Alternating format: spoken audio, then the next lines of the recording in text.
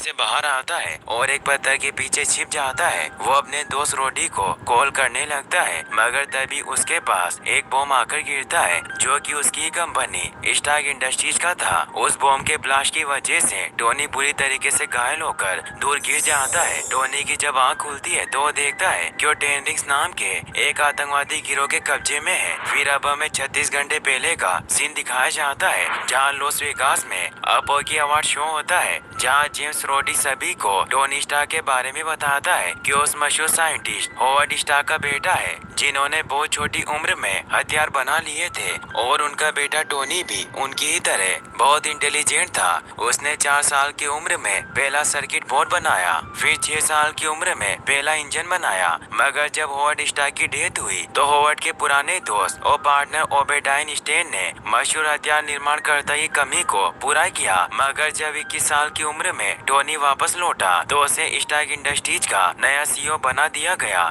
जिससे टोनी ने smart weapon, advance robotics और सैटेलाइट टारगेटिंग बनाया ताकि अपना देश सुरक्षित रहे और कोई देश उन पर हमला करने की जरूरत ना कर सके। अब रोडी सभी को बताता है कि टोनी के इन सभी कारनामों की वजह से उसे अपोलो की अवार्ड दिया जा रहा है, मगर टोनी वहाँ अवार्ड लेने नहीं आता, इसीलिए ओबेडाइन स्टेन को ही वहाँ आकर वो अवार्ड लेना पड़ता है। वहीं टोनी कसिनो में गेम खेल रहा होता है क्योंकि वो बहुत अय्याश किस्म का इंसान था। रोडी उसके पास पहुँच जाता है और उससे पूछता है कि तुम अवार्ड लेने क्यों नहीं आए, तो टोनी उसे कहता है कि मेरे घर में पहले ही बहुत सारे अवार्ड है, इसीलिए मुझे इस अवार्ड की कोई जरूरत नहीं। फिर टोनी वहाँ से निकलने लगता है, लेकिन तभी उसे वेनिटी फेयर मैगजीन की रिपोर्टर क्रिस्टिन एवरहोर्ट रोक लेती है। वो उससे कुछ क्वेश्चन पूछती है। फिर रात को दोनों साथ में वक्त गुजारते हैं। सुबह जब क्रिस्टिन बाहर आती है तो पेपर उसे वहाँ से वापस भेज देती है। पेपर टोनी की असिस्टेंट होती है जो टोनी के सभी काम किया करती थी। फिर वो नीचे टोनी के पास जाती है। वो उसे बताती है कि तुम्हें इस वक्त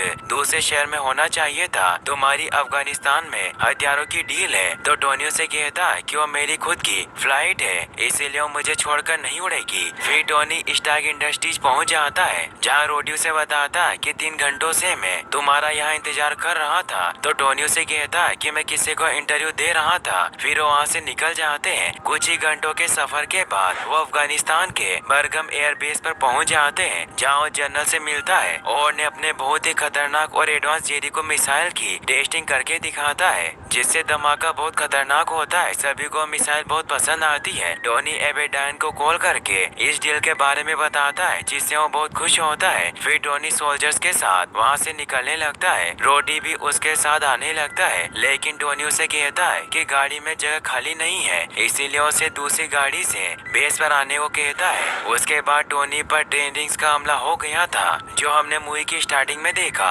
अब टेन रिंग्स ने उसे पकड़ लिया था। टेन रिंग एक गुप्त अपराधी और आतंकवादी संगठन होता है। टोनी का इलाज किया जाता है जिससे उसे बहुत दर्द होता है। टोनी की जब आँख खुलती है तो वो देखता है कि वो एक बैटरी के साथ जुड़ा हुआ है। इससे वो बहुत हैरान होता है। वो देखता है कि उसके सीने में एक डिवाइस लगी हुई है। वो वहाँ मौजूद यिनसेन नाम के आदमी से इस बारे में पूछता है तो यिनसेन उसे बताता है कि मैंने यह सब तुम्हारी जिंदगी बचाने के लिए किया, क्योंकि उस मिसाइल ब्लास्ट की वजह से तुम्हारे शहर में बहुत छोटे छोटे लोहे के टुकड़े चले गए थे। जितने टुकड़े में निकाल सकता था उतने निकाले, पर अब भी तुम्हारी बॉडी में बहुत से छोटे टुकड़े हैं जो सब तुम्हारे दिल की तरफ बढ़ रहे हैं। इसीलिए मैंने तुम्हारे सीने में इलेक्ट्रोमैग्नेट फिट किया, और अगर मैं ऐसा नहीं करता तो तुम 1 हफ्ते से ज्यादा जिंदा नहीं बच पाते। टोनी उससे पूछता है कि हम अभी कहाँ हैं, लेकिन तभी वहाँ कोई आने लगता है। इसीलिए यिनसेन उसे अपने हाथ ऊपर करने को कहता है। तभी वहाँ अबू बकर अपने साथियों के साथ आ जाता है। अबू बकर टेन रिंग का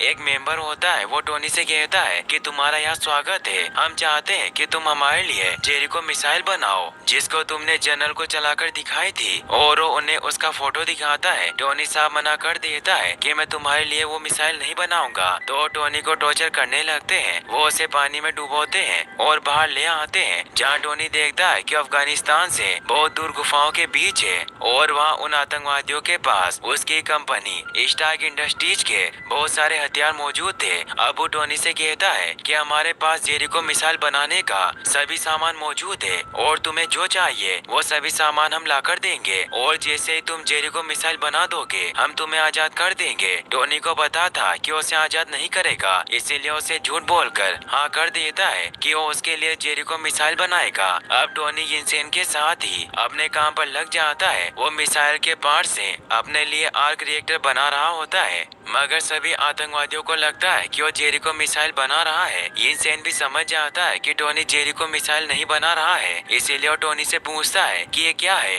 तो टोनी बताता है कि ये छोटा आर्क रिएक्टर है और ऐसा ही बड़ा आर्क रिएक्टर मेरी फैक्ट्री में भी लगा हुआ है, और जब तक ये आर्क रिएक्टर मेरी बॉडी में लगा रहेगा तब तक कोई टुकड़ा मेरे दिल तक नहीं पहुंच पाएगा। और इस आर्क रिएक्टर में बहुत पावर है, ये एक सेकंड में 3 गीगा जूल पावर को जनरेट कर सकता है। इससे हम यहाँ से बाहर भागने का इंतजाम कर सकते हैं। और उसे पेपर पर बनाए गए अपने पहले आयरन मैन सूट का फोटो दिखाता है। यिनसेन को भी यह आइडिया काफी अच्छा लगता है, क्योंकि कुछ सालों से उसे भी यही कैद किया हुआ था। अब यिनसेन टोनी की बॉडी में वो आर्क रिएक्टर फिट कर देता है, मगर कैमरे में अबू के साथी भी ये सब देख लेते हैं। टोनी और यिनसेन साथ में बैठकर बात कर रहे होते हैं। टोनी यिनसेन से पूछता है कि तुम कहाँ से हो, तो वो बताता है कि मैं गुलमीरा से हूँ, जो बहुत अच्छी जगह है, और जब मैं यहाँ से आजाद हो जाऊंगा तो अपने परिवार से मिलूंगा। मगर टोनी उसे बताता है कि मेरा कोई परिवार नहीं है। अब वो दोनों आयरन मैन सूट के पार्ट्स बनाने के काम में लग जाते हैं। टेनरी का लीडर राजा टोनी को देखकर समझ जाता है कि वो जेरिको मिसाइल नहीं बल्कि कुछ और बना रहा है।